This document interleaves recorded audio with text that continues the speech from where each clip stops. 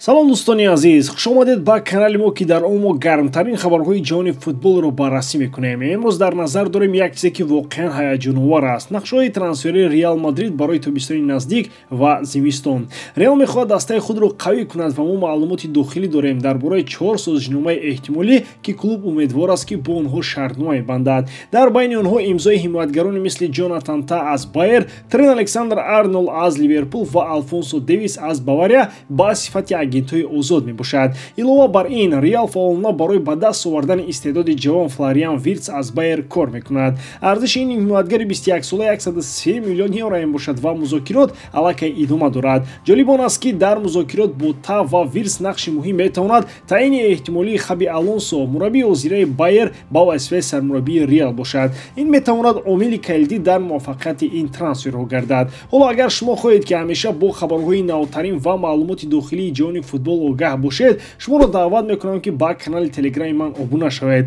Дар он ҷо шумо маълумоти бештар, таҳлилҳо ва муҳокимаҳоро дар бораи дастҳо ва бозингарони дӯстдоштаатон хоҳед ёфт. ссилкаро дар описания пайдо мекунед. Фурсатро аз даст надиҳед. Обуна шавед ва бо мо бимонед то аз рушди рӯйдодҳо бохабар бошед. акнун дар ягон ҷо баъз шунед, мо бошем сар мекунем. дар доираи даври 11-уми интихобӣ ба ҷоми ҷаҳон 2026 Парагвай ва Аргентина бозӣ мекунанд. фикр мекунам натиҷа дар ин ҷо пешгӯишаванда аст, аммо ман дар ин ҷо бозии осонро барои қаҳрамонони феълии ҷаҳон интизор нестам. дар доираи ин интихобот рақибон дар даври сеюм бо ҳам бозӣ карданд. бо ҳисоби минималӣ 1-0 Аргентина ғолиб омад. ҳоло ҳам ман интизори ғалабаи Аргентина ҳастам. ин то ҳол қавитарин даста дар қитъа аст. якчанд нокомӣ дар наздикӣ танҳо онҳоро бештар ҳавасманд мекунанд ки дар ин ҷо парвоёна бозӣ накунанд. қаҳрамонони феълии ҷаҳон 3 хол ба даст меоранд. прогнози ман дар ин бозӣ ғалабаи Аргентина бо коэффициенти 1,72. шумо метавонед интихоби худро дар 1x монед. ин ширкат чандин сари сол мешавад ки кору фаъолият дорад ва беҳтарин шароитҳоро фароҳам меорад.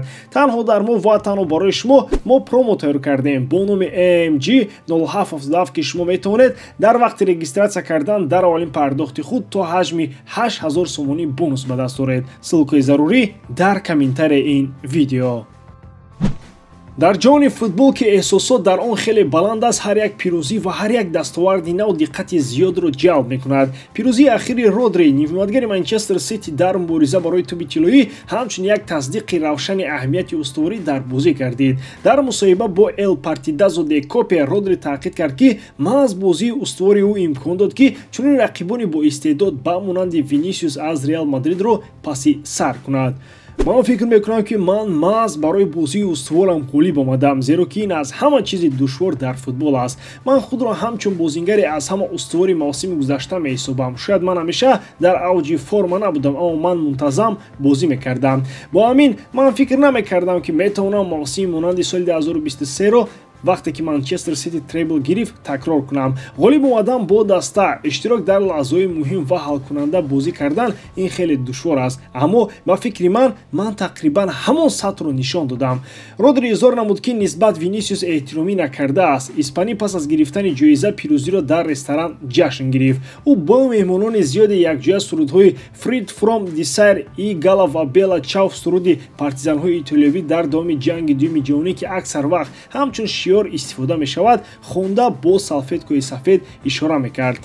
мардум бояд фаҳманд ки ин рақобати солими варзишӣ аст. ин як ҷашни хусусӣ буд. агар мо камераҳоро дар ҳар хона гузорем, ҳеҷ гуна беэҳтиромӣ набуд. ин танҳо рақобат аст. ман Винисиусро эҳтиром мекунам, гуфт РОДРИ дар мусоҳиба бо Партизадо де Копе. устуворӣ дар футбол на танҳо қобилияти нигоҳ доштани сатҳи баланди бозӣ дар тӯли мавсим аст, балки инчунин қобилияти таъсиррасонӣ дар лаҳзаҳои муҳим мебошад.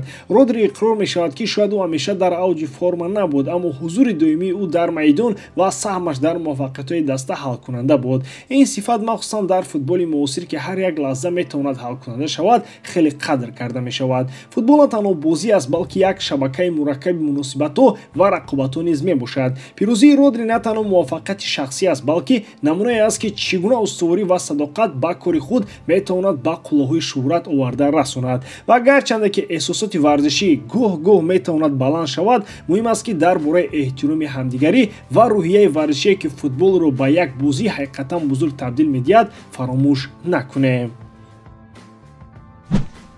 ламин ямал истеъдоди ҷавони барселона бинобар ҷароҳате ки дар бозии лигаи чемпионҳо бо цверна звезда гирифт аз бозӣ берун монд. Ин ҳодиса барои клуби катонӣ як зарбаи ғайричашмдош гардид, зеро вингери 17 сола аллакай худро ҳамчун бозингари умедбахш бо потенсиали бузург муаррифӣ кард. Дар бозие ки бо ғалабаи барселона бо исои 5-2 анҷом ёфт, ямал дар натиҷаи расидани ҷароҳат ба устухони пои рост маҷбур шуд ки майдонро тарк кунад. Набудани ламин дар бозӣ бо реал сосидад хеле эҳсос шуд ва барселона бо ҳисоби 0-1 шикаст хӯрд. Ин ҳодиса аҳамияти вингери ҷавонро дар хатти ҳамлаи даста ва зарурати ҳузури ӯ дар майдон таъқид кард. Гарчанде ки ҷароҳат ҷиддӣ нест, клуб қарор кард ки баргашти ямалро тезонад то аз мушкилоти эҳтимолии оянда пешгирӣ кунад. тибқи гузоришҳо ламин ямал аз 2 то 3 ҳафта бозӣ карда наметавонад. дар ин муддат диққати истоди мураббиён ба мутобиқсозии схемаҳои тактикӣ ва ҷустуҷӯи қарорҳои нав дар ҳамла равона мешавад. аммо набудани ямал низ барои дигар бозингарон имкониятҳо фароҳам меорад ки худро нишон диҳанд ва дар муваффақияти даста саҳм гузоранд. Барқароршавии ламин ямал як марҳилаи муҳим на танҳо барои шакли ҷисмонии ӯ, балки барои рушди касбии минбаъдаи ӯ хоҳад буд. равиши дуруст ба таобат ва барқароршавӣ ба ӯ имкон медиҳад ки бо қуввати бештар ба майдон баргардад ва барои ҷолишҳои нав омода бошад. муҳим аст ки бозингари ҷавон дастгирии зарурӣ ва вақт барои барқароршавии комилро гирад, то боз мухлисонро бо бозии худ шод кунад ва ба барселона дар расидан ба натиҷаҳои баланд кӯмак расонад.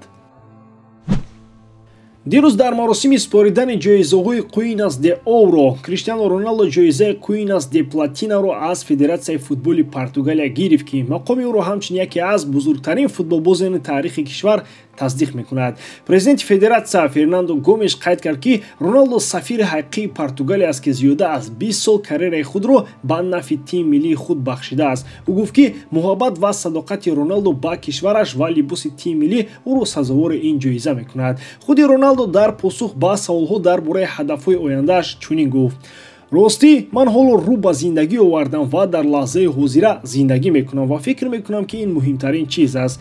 ман дигар наметавонам дар бораи дурнамоии дарозмуддат фикр кунам. дар лаҳзаи ҳозира зиндагӣ кунед, аз он баҳра баред. ҳамин. ҳоло ман тамоми кӯшишҳоямро ба харҷ медиҳам.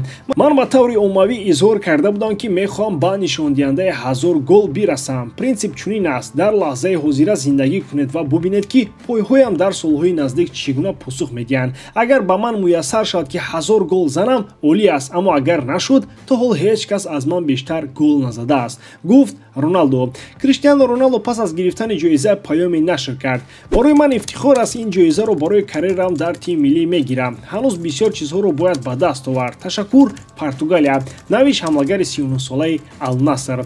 аз нуқтаи назари футбол, Криштиану Роналду на танҳо барои Португалия, балки барои тамоми ҷаҳон як легенда боқӣ мемонад. ҷоизаи Queen's de Platina ин эътирофи саҳми бебаҳои ӯ дар рушди футбол ва нигоҳ доштани сатҳи баланди бозӣ дар тамоми карьерааш мебошад. суханони Роналду дар бораи зиндагӣ дар лаҳзаи ҳозира ва талош барои ҳадафҳои нав фалсафаи ӯро дар бораи худтакмилдиҳӣ ва кӯшиш барои дастовардҳои олӣ инъикос мекунанд. барои бисёр футболбозони ҷавон Роналду намунаи устуворӣ ва пофишорӣ аст. қобилияти ӯ барои мутобиқ шудан ба ҷолишҳои нав ва идомаи задани голҳо дар сатҳи баланд ин як дарс барои ҳар касест, ки ба муваффақият мекӯшад.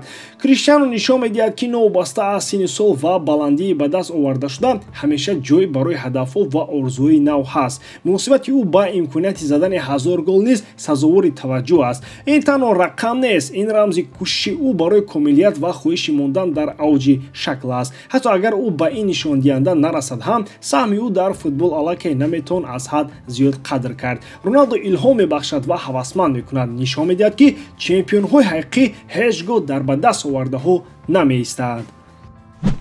ба ҳамин тамом боварӣ дорам, ки эҷодкории ман ба шумо писанд меояд. лайк, комментария ва дар канал обуна шуданро аз ёд набароред. бо шумо мисли ҳар вақта Муҳаммад Гаиров. хай бародарон, дар паноҳи Аллоҳ.